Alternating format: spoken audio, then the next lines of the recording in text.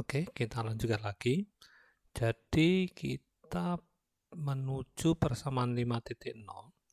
Ini adalah persamaan untuk menghitung berapa besar energi panas yang bisa dipindahkan secara mekanisme perpindahan panas konveksi. Jadi rumus yang digunakan adalah Newton Law tentang proses pendinginan.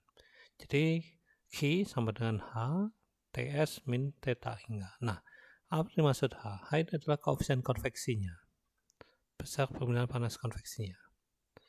Koefisien konveksinya, nah ini nilai H ini nanti yang akan banyak dipengaruhi oleh properti-properti di sini. Oke, terus berikutnya ada TS, yang dimaksud TS apa? TS itu adalah temperatur permukaan, jadi temperatur permukaannya dari objek tersebut. Nah, ini theta hingga ini adalah temperatur dari fluidanya. Oke.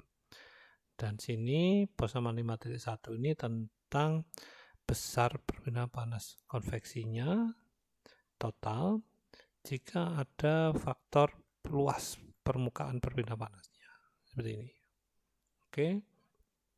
Sebelum membahas tentang mekanisme yang lebih detail, kita review sedikit tentang mekanisme aliran fluida yang ada di permukaan sebuah benda padat.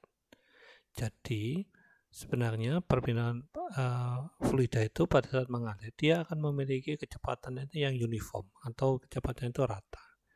Tapi karena di sini di solid ini dia akan memiliki kekasaran, roughness. Di sini ada kekasaran.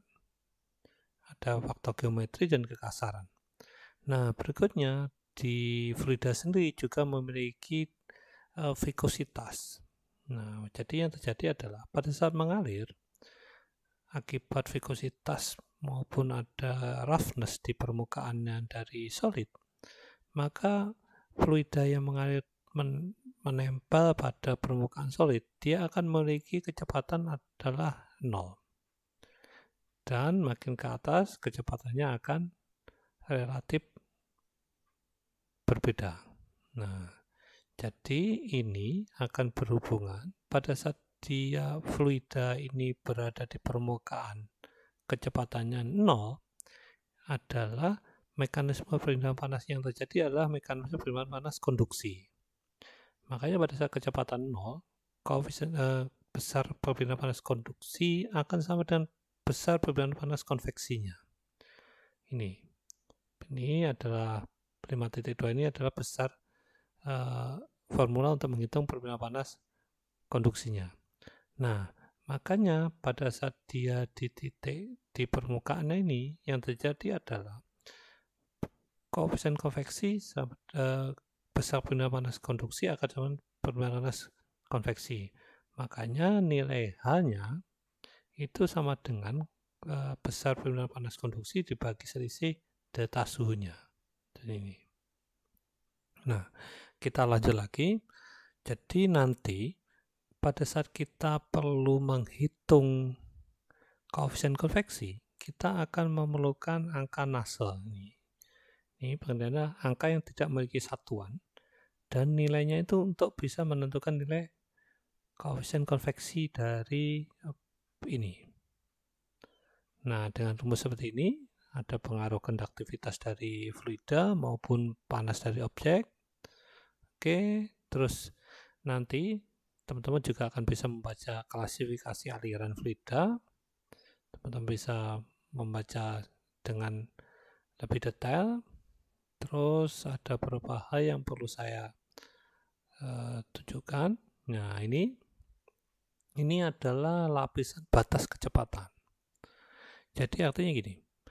Jadi pada saat sebuah fluida mengalir di atas permukaan benda padat, plat datar gitu, yang terjadi adalah akan ada lapisan batas kecepatan. Yang dimaksud yang mana? Ini.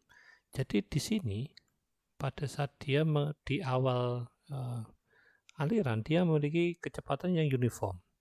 Jadi pada saat sebagian fluida yang menempel permukaan, dia akan memiliki kecepatan yang relatif berbeda. diakibatkan gaya gesernya, pengaruh vikositasnya, juga pengaruh roughness-nya tadi. Makanya makin ke atas kecepatannya makin menaik, tapi di bagian permukaan dia akan memiliki kecepatan 0. Nah, di sini akan membentuk lapisan batas kecepatan. Ini. Jadi di bawah lapisan batas kecepatan ini kecepatannya akan bervariasi. Tapi di atas lapisan batas kecepatan di sini, dia kecepatannya adalah uniform. Nah, ini yang dinamakan lapisan batas kecepatan. Nah, di situ akan terjadi aliran laminar, turbulen. Teman-teman sudah pahami pada saat belajar tentang mekanika fluida. Nah, berikutnya, ini akibat tekanan geser pada permukaan, ya, shear stress, akhirnya ini akan ada variasi kecepatan. Nah, ini yang dari tadi itu. Nah, ini dipengaruhi oleh apa? Ini dipengaruhi oleh vikositas. Nah, vikositas di sini. Di mana nilai vikositasnya dari grafik, kalau liquid makin tinggi temperaturnya, vikositasnya makin turun.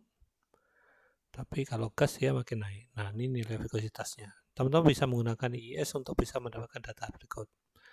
Nah, berikutnya lapisan batas termal. Ini di sini. Jadi yang terjadi pada saat fluida itu mengalir di atas permukaan benda solid, ini juga akan membentuk lapisan batas termal. Artinya gini, di bawah permukaan garis merah ini, batas termal ini, dia akan memiliki thermal boundary layer. Jadi lapisan suhu yang berbeda-beda. Tapi di sini dia memiliki T tak hingga adalah sama, free stream di sini. Nah, ini yang dinamakan lapisan batas termal. Oke, jadi kita sudah mengenal dua macam, yaitu lapisan batas kecepatan dan lapisan batas termal. Oke, nah di situ kita akan mengenal angka parameter berikutnya disebut angka Prandtl.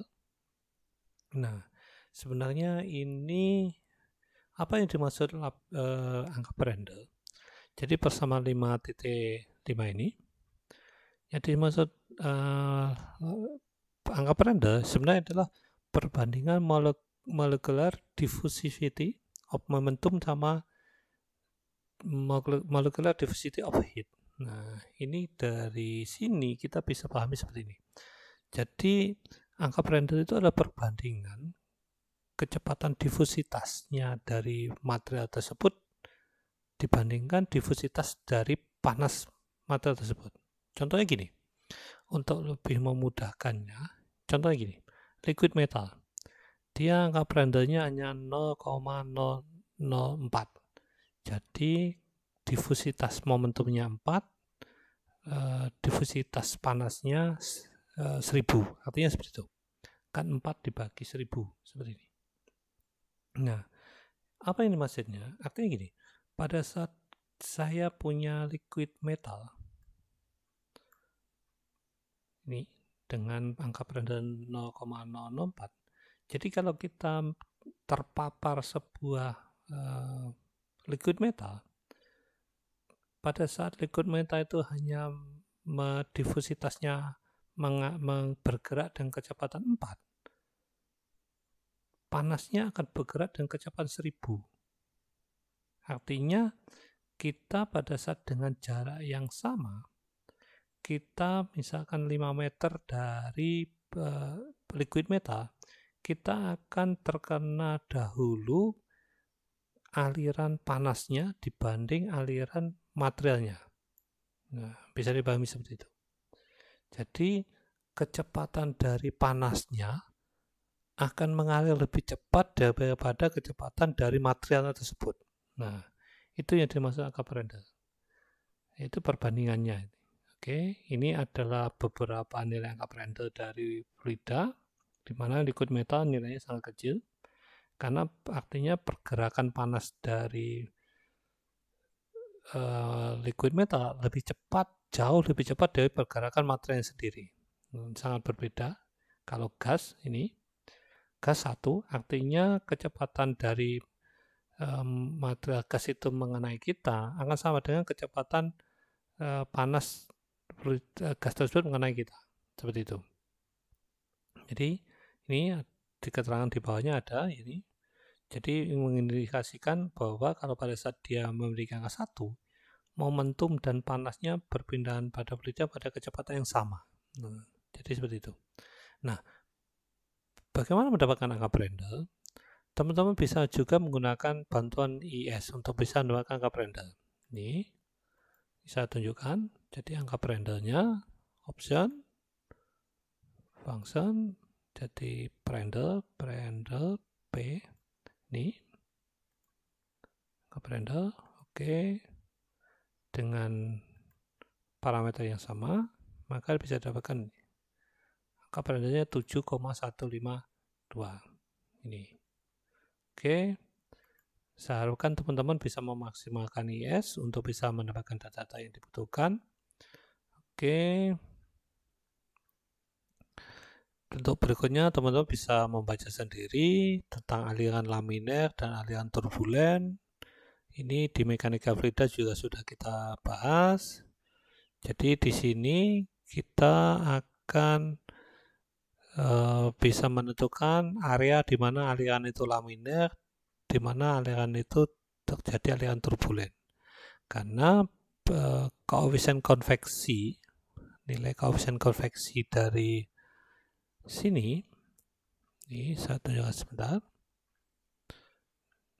Koefisien konveksi nilai H di sini, H,